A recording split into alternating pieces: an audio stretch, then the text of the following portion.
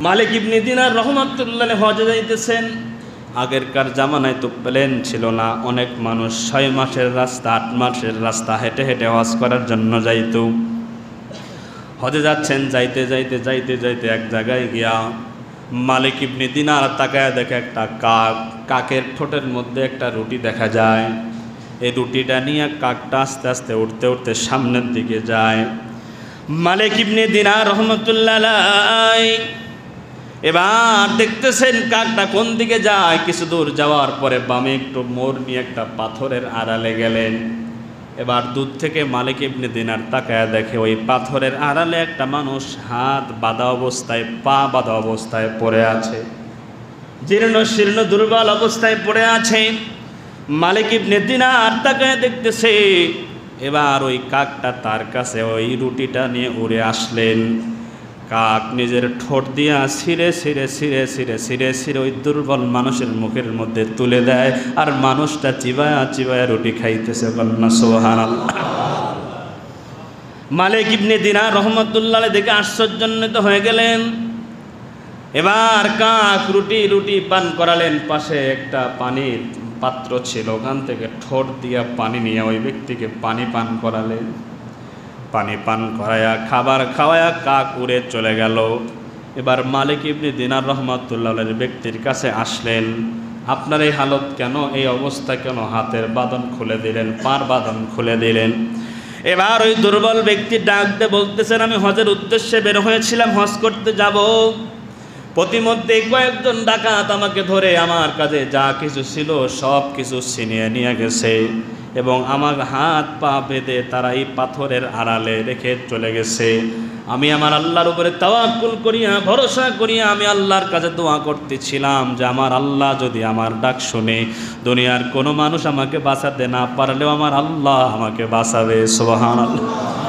1 দিন 2 দিন 3 দিন 4 দিন 5 দিন 6 দিন পর্যন্ত আমি আল্লাহর কাছে দোয়া করতেছিলাম।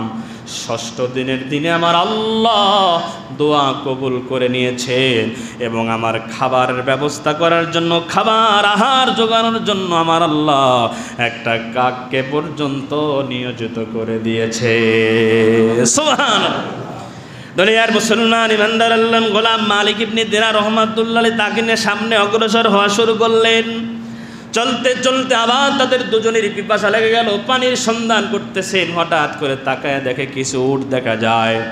এই উটের সামনে একটা কূপ দেখা যায়। মালিক ইবনে দিনার মনে মনে চিন্তা করে যে কূপ যেহেতু দেখা যায়, একটা বালতি আর একটা রশি যদি থাকে, বালতি এবং রশির সাহায্যে পানি উঠে পান করতে পারবে। একটু খেয়াল করেন কথার দিকে। মালিক ইবনে দিনার কিন্তু চিন্তা করতেছেন, কূপ যখন দেখা যায়, কূপ থেকে পানি ওঠানোর জন্য একটা বালতি আর একটা রশি যদি থাকে তো আমরা পানি ওঠাতে পারবো।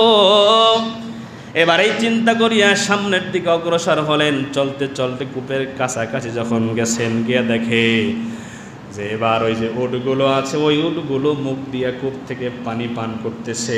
তার মানে বলেন তো, কূপের অনেক নিচে পানি না কূপের মুখ পর্যন্ত পানি? কূপের মুখ পর্যন্ত পানি আছে বিধায় তো এই হরিণগুলো পানি পান করতেছে, উট পানি পান করতেছে। দুনিয়ার মুসলমান ইমানদার আল্লাহর গোলাম এবার কাছাকাছি যখন চলে গেছেন, পানি নিতে গেছেন, পানি নিচে চলে গেছে। মালিক ইবনে দিনার রহমাতুল্লাহ এবার রশি বালতি দিয়ে পানি উঠালেন, পান করলেন, আর মনে মনে আল্লাহকে বলতেছেন, আল্লাহ এরা হলো প্রাণী যাদের কোনো নামাজ নাই, রোজা নাই, ইবাদত বন্দেগী কিছুই নাই। ওগো আল্লাহ, তাদের জন্য পানি আপনি উপর পর্যন্ত উঠাইয়া দিলেন, আর আমরা আশরাফুল মাখলুকাত আমলওয়ালা মানুষ, আমরা পানি যখন নিতে গেলাম পানি নিচে চলে গেল। ইলহামের মাধ্যমে আমার আল্লাহ জানায় দেয়, ওরে মালিক, এই যে তুই দূর থেকে কূপ দেখার পরে তুই এই নিয়ত করেছিলি, বালতি এবং রশি যদি পাই তো বালতি রশির মাধ্যমে পানি উঠায় পানি পান করব। কারণ এই যে উট হরিণগুলো তারা বালতি রশির উপরে ভরসা করে নাই বিধায় আমি আল্লাহ তাদের জন্য পানি উপরে উঠায় দিয়েছিলাম, আর তুমি রশি বালতির উপরে ভরসা করেছিলে বিধায় আমি আল্লাহ রশি বালতির মাধ্যমেই পানি খাওয়ার ব্যবস্থা করে দিয়েছি। আল্লাহু আকবার। তাওয়াক্কুল, ভরসা আল্লাহর উপরে যার যেমন হবে, আল্লাহ তার রিজিক, আল্লাহ তার সব কিছু সেইভাবেই তাকে দান করবেন, ঠিক কি না? কারণ নিয়ত তাওয়াক্কুলটা যার যেমন হবে, আল্লাহর সাহায্য আল্লাহর মদদ তার কাছে ঠিক সেভাবেই আসবে, ঠিক কি না?